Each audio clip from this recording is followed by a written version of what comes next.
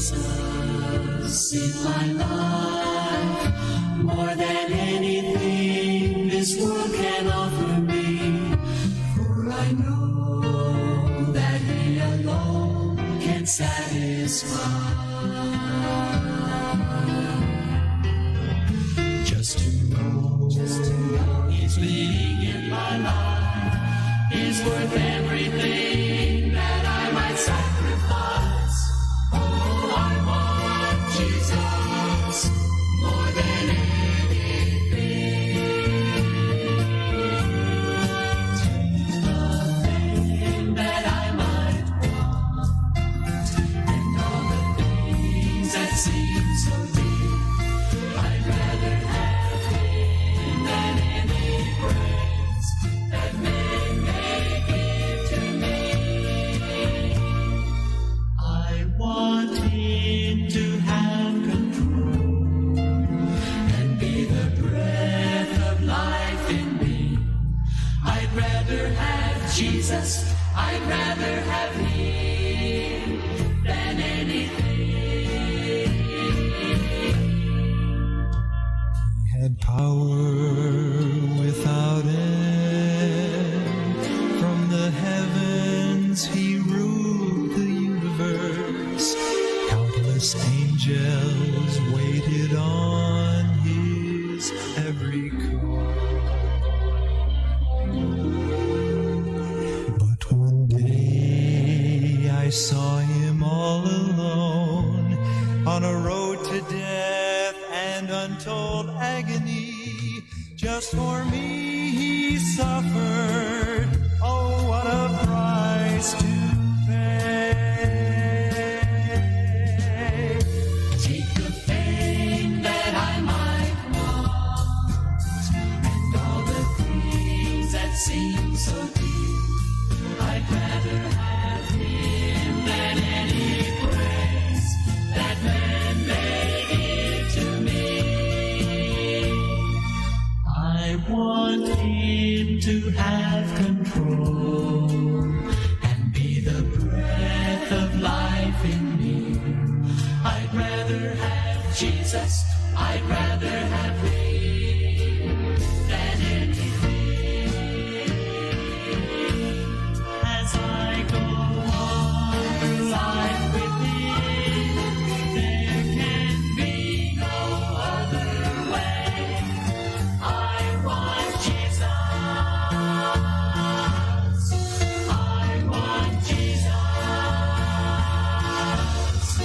Oh, I want Jesus more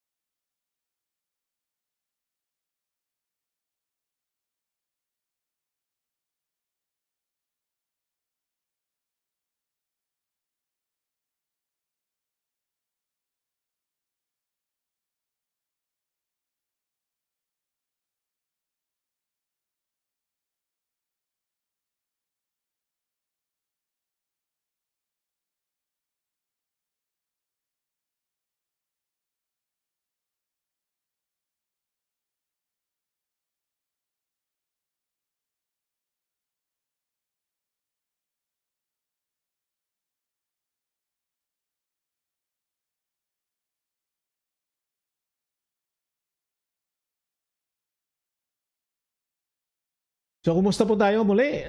Ang ating audio medyo na nakalimutan na may-on. No? Sorry for that. Okay, muli, good morning sa aking kaibigan dyan sa Talakag, Bukidnon. Sa family Balsida dyan po, sa kay Pastor Jek, sa kay Dayan, to Miko and Chico. Okay, Miko and Chico, by the way. Good morning. So, kumusta po tayo dyan? At ito pong ating programa, morning devotion natin. This is a live stream morning devotion. Insight from His Word. Ito po yung kaibigan, si Pastor Ray Chespa po ng Northside Baptist Church dito po sa siyudad ng Davao City. Kaninang umaga medyo umulan dito at salamat naman at medyo ngayon na bumalik ang mainit na panahon. Okay, good morning to Ma'am Roslyn Bagay dyan po sa Magsaysay. Kumusta po tayo dyan? At kumustang panahon? No? So, thank you so much, no? To my BMW, thank you na monitor mo ni ko kasi na-on dito sa may dito sa may amplifier. Kaya excited kasi. So, wala palang audio. So, ang ating pong this is, are we prepared for tomorrow's activities? I hope na ang iba po, kahit wala po tayong simba, may mga live stream naman tayo. At pwede na makasimba naman, attend church. O kung pwede lang. Just follow the protocols na sinasabi natin. At sana po mag-enjoy po tayo sa weekend na ito. Okay? To may mga apo, no? Pumunta sila ng farm, no? Sa bundok, sa bukid. So ingat kayo dyan, Jem, Mats, and Ate Peebles. No? See you tomorrow and tonight also. Nasa ibang naman sila ng part ng Davao, no? I think that was in sa Turel ata banda, hindi ko alam. Good morning to Brother Nelson Rapols. Good morning po sa inyo diyan sa Tagum City. Kumusta pong ating panahon diyan? Okay, so ang ating pong nasa Psalms 47 na po tayo. So ang Psalms 47 po mayroon lamang 9 verses. Excited masyado, no? Kasi nagsimula tayo sa Psalms chapter 1 at when the pandemic started, ngayon nasa Psalms 47 should I say, na po tayo. So I'm going to cut, basahin ko po sa inyo itong portion ng kasi 9 verses lang naman at isa-summarize po natin itong mga bersikulong ito.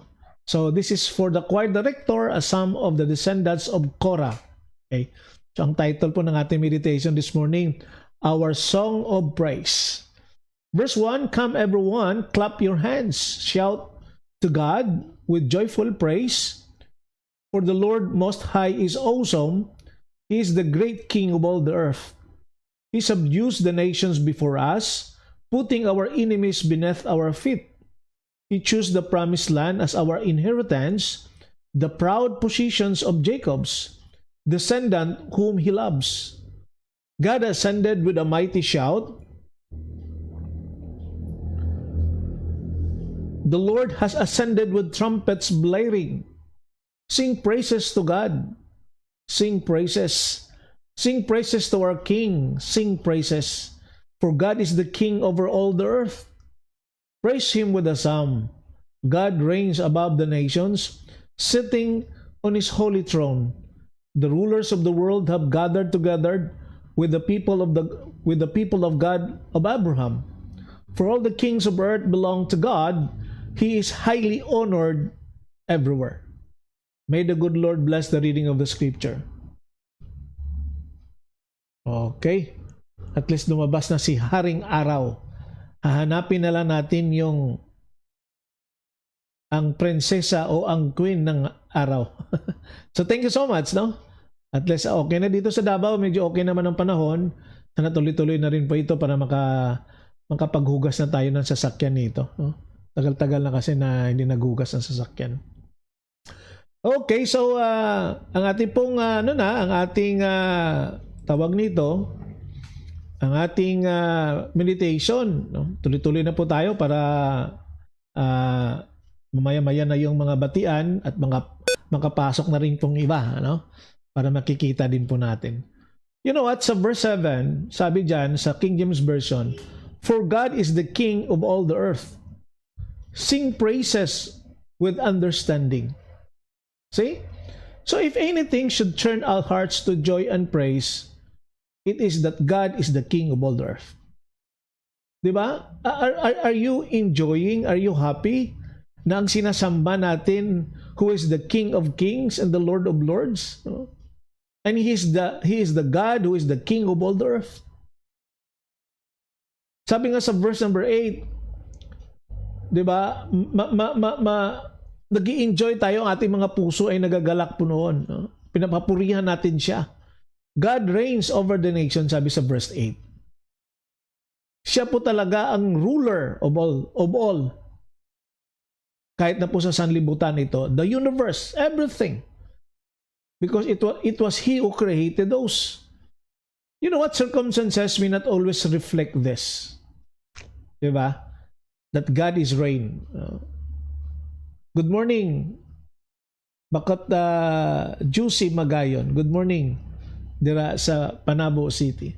You know what? Sometimes circumstances may not always reflect this pronouncement that God is reign, that God is the King of all the earth. Ang mabasa po natin sa mga newspapers at makikita po natin at maririnig sa mga news sa TV, diba? May not give evidence that God is the ruler. But He is. Hindi mapapansin minsan, hindi mababalita, wala sa news, sa TV, at sa circumstansya na dumadating sa buhay ng tao. Parang walang Diyos.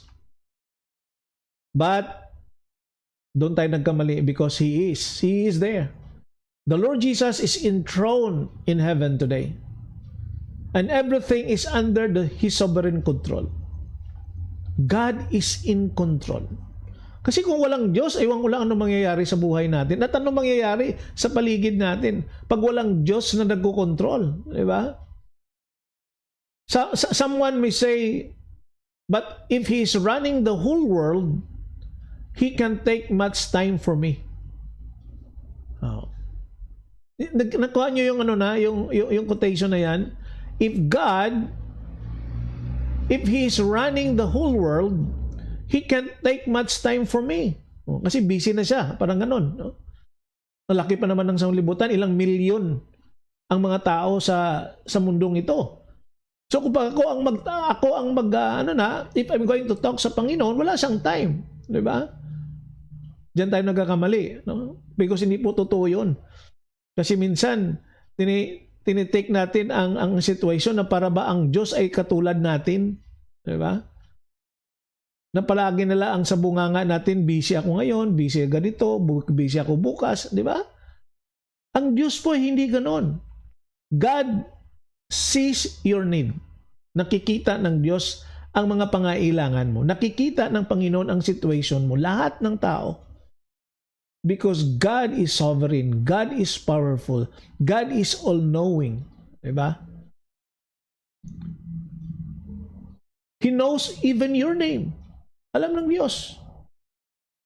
At sa may mga buhok dyan, alam ng Diyos kung ilang piraso yung buhok mo sa iyong ulo. So the King of all the universe is concerned about you. Kapatid, huwag kang manging bitter, huwag kang mag-question about sa kapangyarihan o sa kakayanan ng Diyos. Because He is there. Nakikita niya His concern sa iyo pa. May concern ang Diyos sa atin.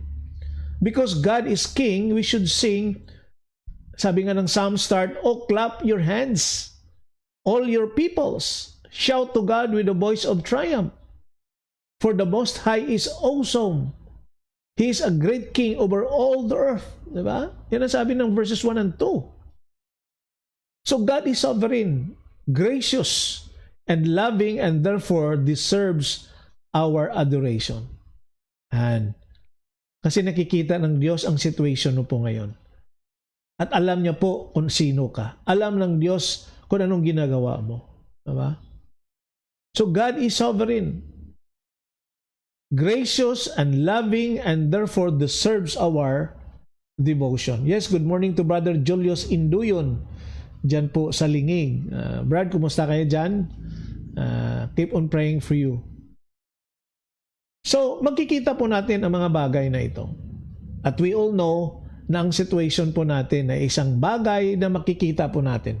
And also to Grace Notarte, may buntag dira sa inyo, no, sa Bindoy, Negros Oriental. To your family, God bless you. So magkikita natin ang mga bagay na ito. Because we all know na ang Panginoon ay isang Diyos na makapangyarihan. At ang Diyos na mapagbigay, tumutulong, di ba? At mahal ka ng Diyos.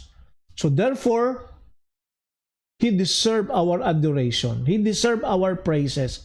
He deserves our worship because of what He has done. So sing praises to our King. Sing praises. You know, the best way to prove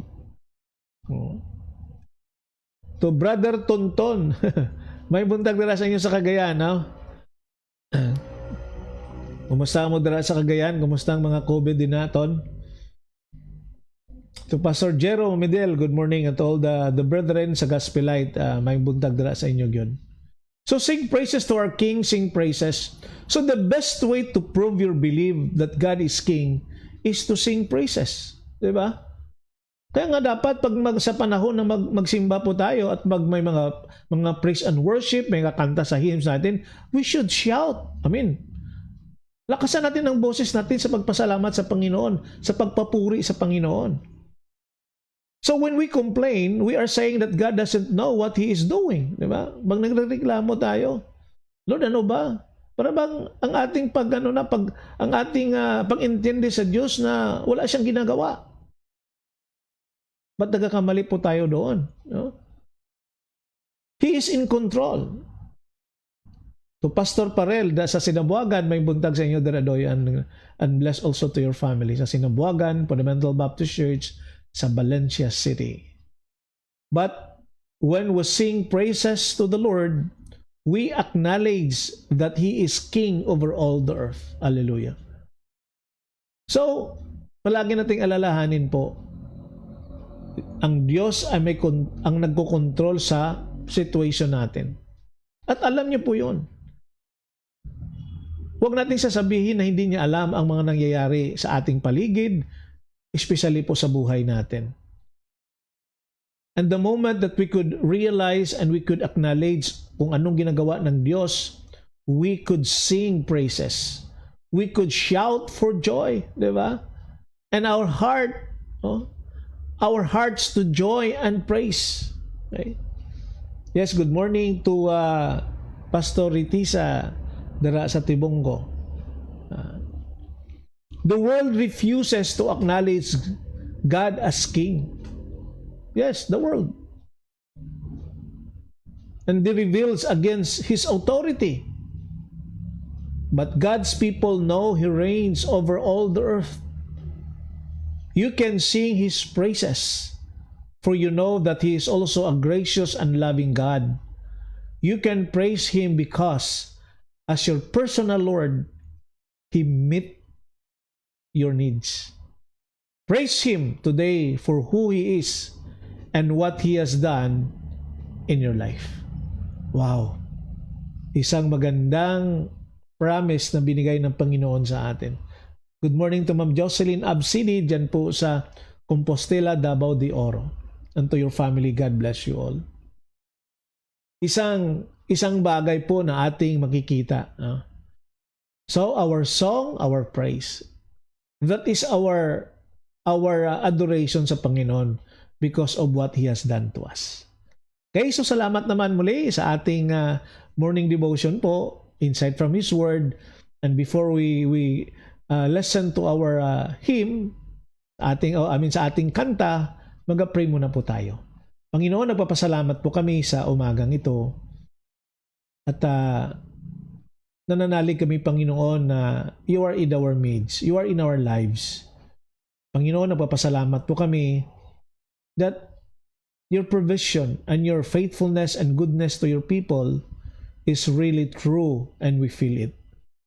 Salamat, Panginoon, sa mga trials in life to make this life of ours pleasing unto Thee, and to show what character that we need to possess.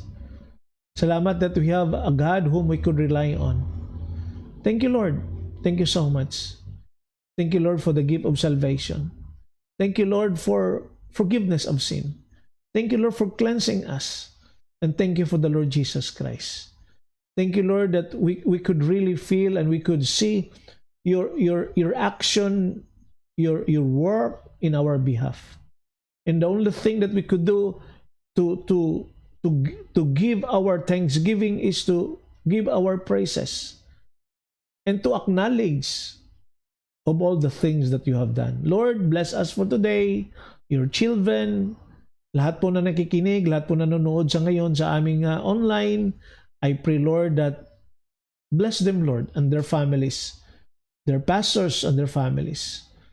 I pray, Lord, for those who have been working, bless them, Lord.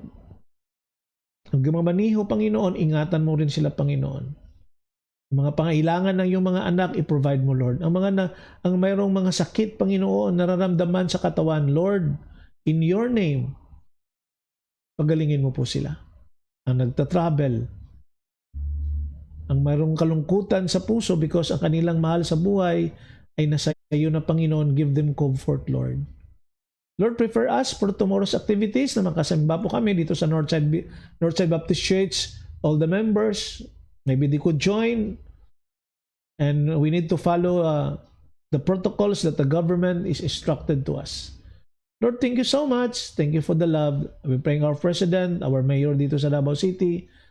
I pray for our frontliners, the police, the military, the mga health workers, Panginoon. I also pray, Lord, for my family this morning. Take good care of them, especially sila ni Mats, sila ni Jem, Peebles, and Nice. Nagpunta sila sa farm, Panginoon. Kami din po dito. So, Lord, thank you so much. We love you, Lord. In Jesus' name we pray. Amen. Okay, so, yes, good morning, Ma'am Jo, no? Okay, so,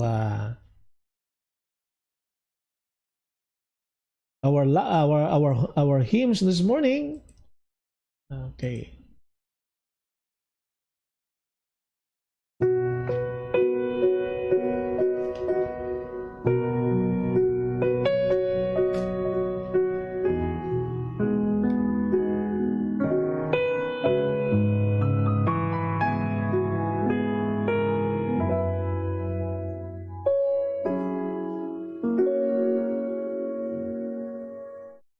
Ikaw lang ang pag-asa ko, tanging ikaw ang buhay ko, Jesus. Kahit ako'y nangangamba, basta't ikaw ang kasama, panatag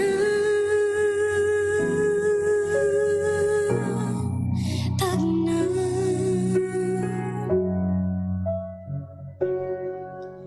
Ikaw lang ang sasambahin, paligid man ay magdilim, Jesus. Kahit may suliranin man, lagi kang aawitan, ikaw lamang. Kahit kailan di ka nakulang, biyaya mo sa akin laging laan. Ang pag-ibig mo sa akin walang hanggan. Inibig mo ako noon pa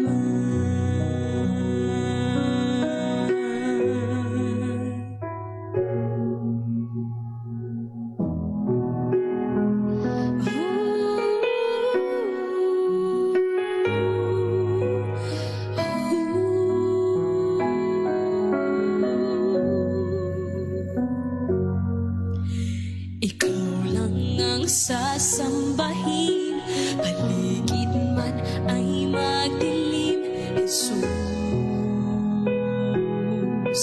Kahit may suliranin man, lagi kang aawitan. Ikaw lamang, kahit kailan di ka nagkulang. Biyaya mo sa akin laging laan. Ang pag-ibig mo sa akin walang hanggan. Inibig mo ako noon pa man. Panginoon, dakila ka tapat sa dalangin ko. Ako'y inibig mo kahit ako ay ganito. Walang katapusan ng pagmamahal mo. Walang pinipili ang puso mo.